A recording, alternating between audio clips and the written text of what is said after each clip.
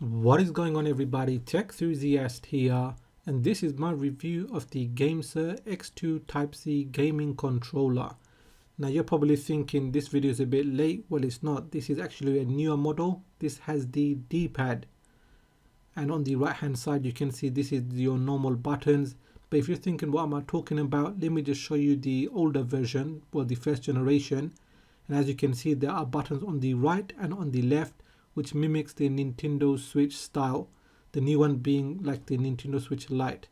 Now in terms of the box size, the newer one is slightly larger than the older one, and we're gonna see why that is in a bit. So at the back it says plug and play, no hassle. So what this means is that it connects with USB Type-C. There is no Bluetooth, so when you are gaming it should give you a lagless experience. Okay, so now we're just gonna do the unboxing for this controller. And the first thing you notice is that we have a case.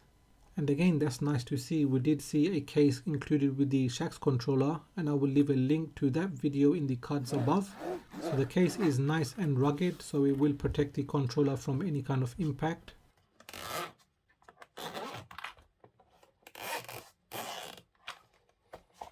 Opening up the case reveals a small orange box that says accessories, and I will take a look at that quite shortly.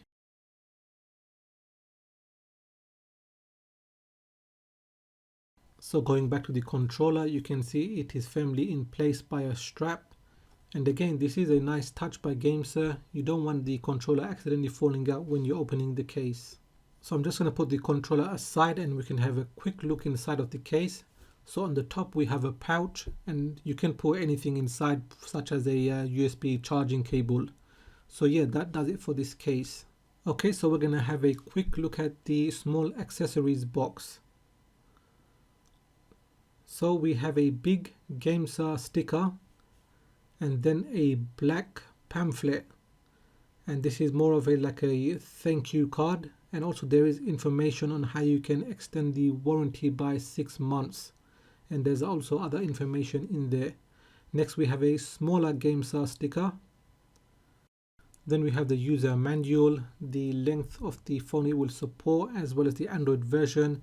There are also clear illustrations and descriptions found throughout the manual. And lastly, we have a small packet which contains analog tips for the controller. So there are 4 inside. There could be odd times where the analogs do suffer from wear and tear, so this is a nice addition from Gamesir. So here is the Gamesir X2 controller. I'm just going to move it up a bit closer. So we have the G button here. So this is a function that I'll show you later on in the video.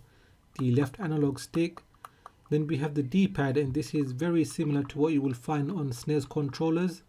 This is the screenshot button. And here is the USB Type-C port. It is flexible, so what that means that sliding in a phone should be very easy. Now as for the back here, it is made of a rubber texture, as well as the sides here. So that should prevent your phone from getting any kind of scratches. Now on the right hand side we've got a home button, and then the right analog stick, it is clickable, so that is your R3. Then we have the YBXA buttons in a SNES style, the S button being the start. On the top are 4 shoulder buttons, and you will notice they make clicky sounds compared to the face buttons. And I also want to point out that the shoulder buttons are digital, not analog. Now taking a look at the back, so these are rubber pads. So this will make it quite easy to have a firm grip on the controller. Then we have the logo in the middle. On the bottom we have a USB Type-C port, so you can charge the phone and play at the same time. As for the telescopic side, it opens quite nicely, and the maximum length is 173mm, so do bear that in mind. As for the flex, it is very minimal, and I don't think it will be breaking anytime soon. So now I'm just going to show you how easy it is to slide in a phone. So I'm just going to grab my OnePlus 7T. It is a fairly large phone. Now due to the flexibility of the USB Type-C port, you can easily slide it in like so. Once you have inserted the phone, you will see a blue LED light light up, which indicates that the phone is connected. To use on-screen mapping, you're going to have to install the Gamesir app, which you can find on the Google Play Store. Now when you launch it for the first time, there is a prompt and it shows you how to switch between the two modes. Now on the app itself, it recommends you some of the games you can use as well.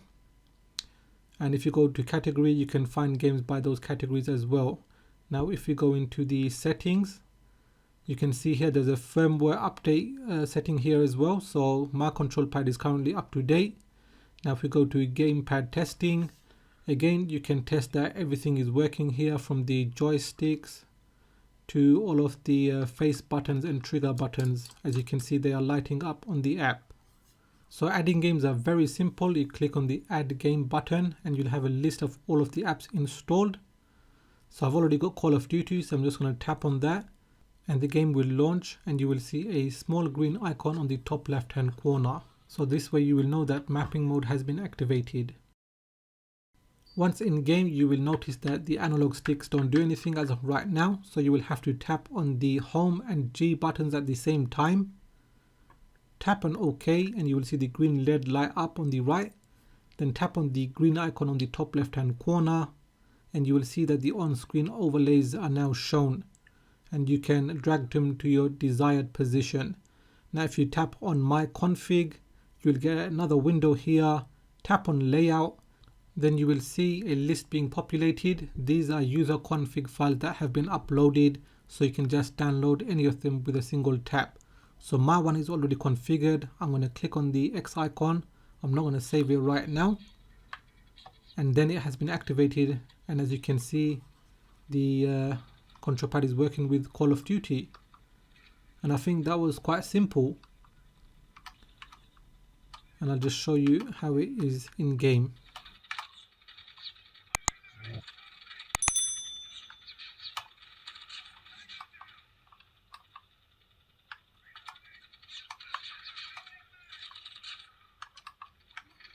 Okay, so now I'm going to test the analog stick dead zone. So first I'm going to jump up, then eventually move to the other side, and I'll do it from the right hand side. Now in this game, Marvel vs. Capcom 2, you can notice there is quite a bit of a dead zone on the analog sticks. And now I'm going to go on to pulling off special moves. So firstly with the joystick, then I'll move on to the D-pad.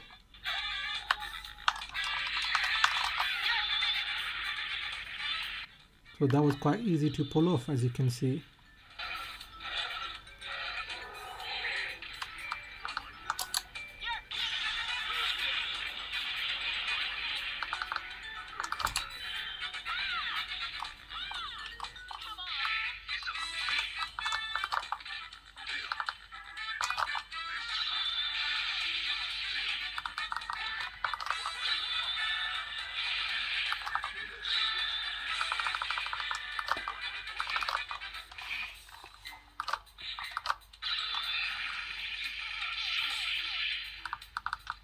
The Gamesir X2 is not fully telescopic, as it just starts from here, so you can't play some games in portrait mode. So I have the Shax S5i controller and it is a fully telescopic control pad. So what that means, you can play some games in a portrait mode.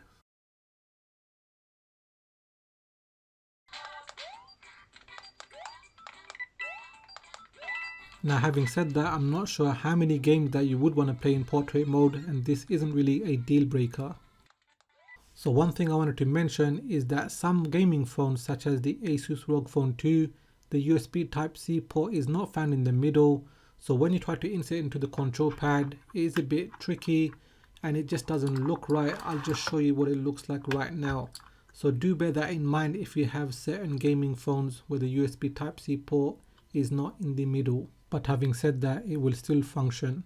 There is also a Nintendo Switch emulator out there called Egg NS. It is quite controversial and you actually need to have the Gamesir X2 control pad to play it, and I'll just show you some of the footage. And this is being run on a Snapdragon 855 Plus phone. In terms of game compatibility, it is quite low, but Super Mario Odyssey does work. There are a few crashes. The performance will be better if you have a higher end CPU, so right now the Snapdragon 888 is the best one to go for.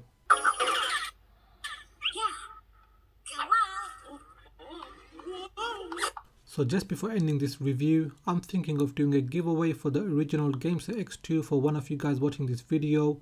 So all you need to do is make sure you are subscribed to the channel, leave a comment down below about which game you're going to use this control pad with, follow me on Twitter and Instagram, and I will possibly name a winner in the future.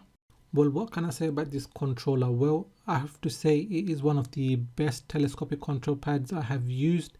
The ergonomics feel very good, it feels comfortable in the hand. The buttons are spaced out very nicely, they are responsive. The shoulder buttons, although they're not analog, they are the same shape and size. You can easily press any of the shoulder buttons as they are the same shape and size. You know what I'm talking about when you need to make use of every single button on the controller. So what I really like about this 2021 model is the D-pad. Now if you're playing fighting games where you need to pull off combos or super moves, the SNES style D-pad makes it very easy to do. Now that there is a D-pad as opposed to the Switch style buttons, I don't know about you, but I found the Switch style button layout a lot of getting used to compared to the D-pad. Personally, I think the D-pad is the way to go when it comes to platform games and beat 'em ups. For someone who has been playing these type of games for a very long time, I would say the 2021 model is the better one out of the two. Just remember there is no Bluetooth, so you can't connect it to a PC. So that does it for this review, and a huge thanks to Gamesir and Banggood for sending out these controllers, and I believe they are one of the best controllers available today, and I will leave links in the description. The pricing is slightly high, but it does match the Razer Kishi and the Shax S5i. So what did you think of this video? Will you be picking these up? Do let me know in the comment section. Now if you have found this review useful, give it a thumbs up. If it's your first time here, then please do consider subscribing, as I have more videos coming up. So make sure you hit that bell icon so you get notified as soon as I release my videos. Please do follow me on Twitter and Instagram. And like always, thanks for watching, and I will catch up with you in the next video.